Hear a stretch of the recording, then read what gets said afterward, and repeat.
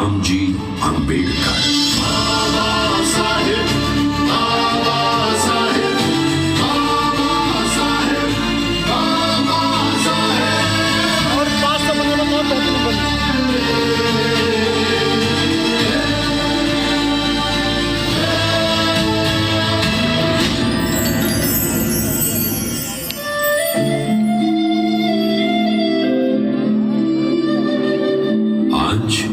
स्वयं अपनी कहानी सुनाने आया हूं, कैसे मैं बना और वो कौन था जिसने मुझे जन्म दिया।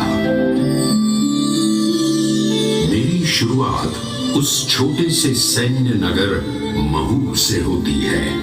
14 अप्रैल 1891 एक साधारण घर में जन्मा एक असाधारण बालक भीमराव।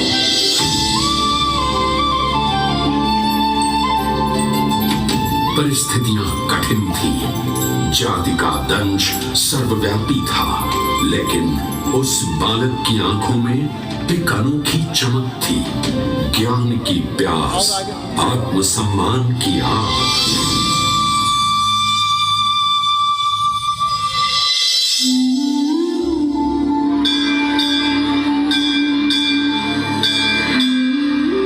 स्कूल का वो दिन मैं कभी नहीं भूलूंगा।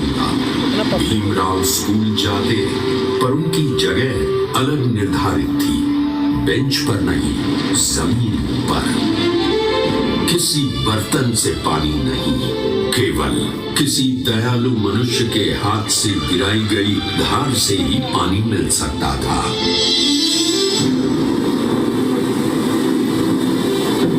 जब बारिश की वजह से स्कूल का सेवक नहीं आया, छोटा भीम प्यासा बैठा रहा।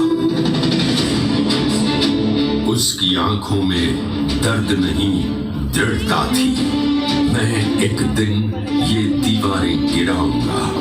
मैं उन स्मृतियों का साक्षी हूं, क्योंकि उन्हीं दर्दों ने मुझे आकार देने वाले विचारों को जन्म दिया।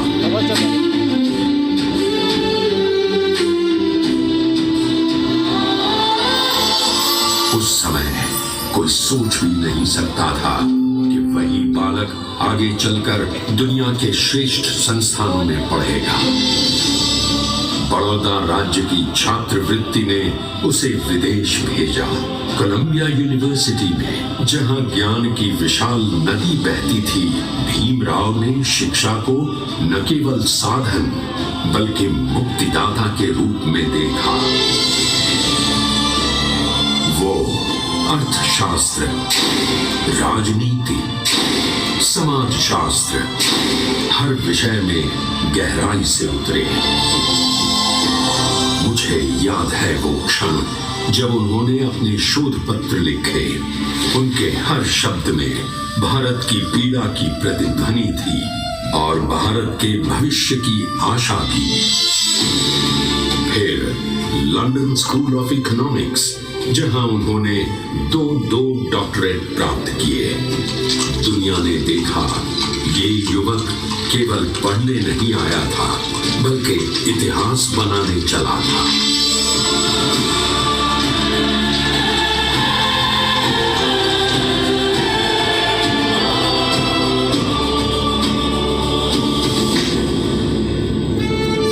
जब वो वापस भारत लौटे, दुनिया ने उनका स्वागत प्रशंसा से किया, पर समाज ने नहीं।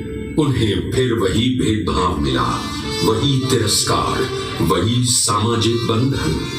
लेकिन इस बार भीमराव अकेले नहीं थे। उनके पीछे जागरूक जनता खड़ी होने लगी थी। उन्होंने कहा, शिक्षित बनो, संगठित रहो, संघर्ष करो। और देखिए, एक शब्द आंदोलन बन गया।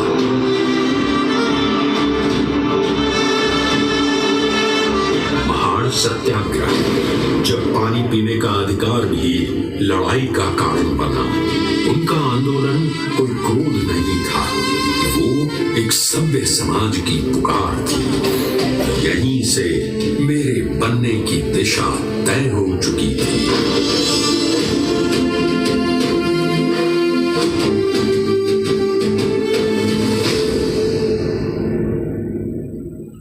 1947 भारत आजाद हुआ।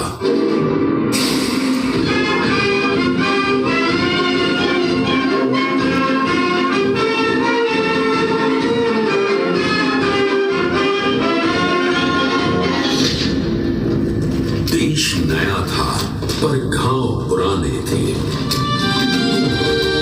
नए भारत के निर्माण के लिए एक महान शिल्पी चाहिए था। और फिर इतिहास ने कहा, डॉक्टर आंबेडकर इस राष्ट्र की नींव आप लिखेंगे। और संविधान सभा ने उन्हें वो उत्तरदायित्व सौंपा, संविधान की आलेखन कमेटी की अध्यक्षता।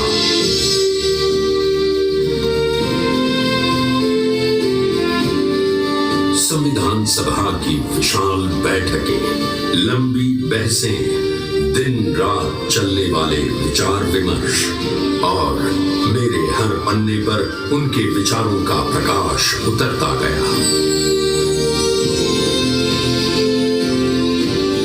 हर अनुच्छेद में न्याय, हर पंक्ति में समानता, हर अध्याय में स्वतंत्रता। उन्होंने मजदूर, महिला, किसान, दलित, अल्पसंख्यक हर उस नागरिक को आवाज दी। और उसी समानता की भावना को आगे बढ़ाते हुए डॉक्टर भीमराव रामजी आंबेडकर ने हिंदू को बिल प्रस्तुत कर नए भारत के निर्माण में महिला अधिकारों का नया अध्याय प्रस्तुत किया।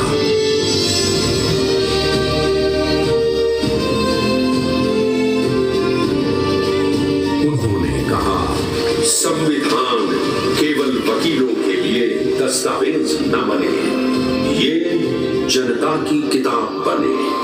और आज मैं गर्व से कह सकता हूं, मैं वास्तव में जनता की किताब हूं।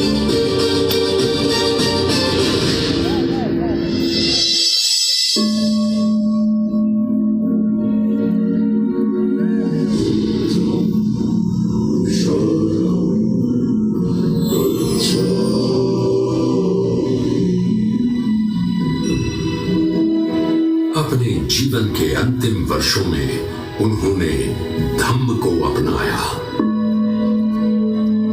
बुद्ध के मार्ग को, जो करुणा, शांति और समानता पर आधारित है। उन्होंने कहा, मैं ऐसे धर्म को नहीं मान सकता जो मनुष्य को मनुष्य न समझे। उनका धम्म, उनकी करुणा मेरे हर मूल्य में बसती है। मैं उनका ही प्रतिबिंब हूं। उनकी भूमिका देश की एकता, अखंडता, महिला समानता, अल्पसंख्यक सुरक्षा आदि में परिलक्षित होती है तथा भारतीय संविधान एवं बौद्ध धर्म की पुनर्स्थापना कर सिद्धता स्थापित करती है।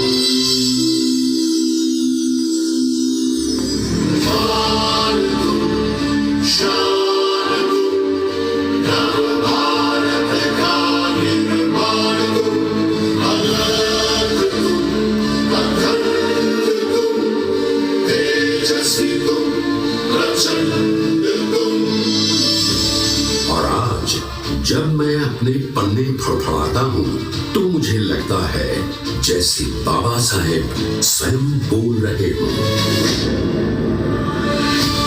भारत आगे बढ़ो, अज्ञान से ज्ञान की ओर, भेदभाव से समानता की ओर, अंधकार से प्रकाश की ओर। आज मैं भारत का संविधान ये घोषणा करता हूं, मैं केवल कानून नहीं, मैं आंबेडकर का सपना हूं। और वो सपना आज भी इस देश की धड़कन में बसता है। जय भीम, जय संविधान, जय भारत। बाबा साहेब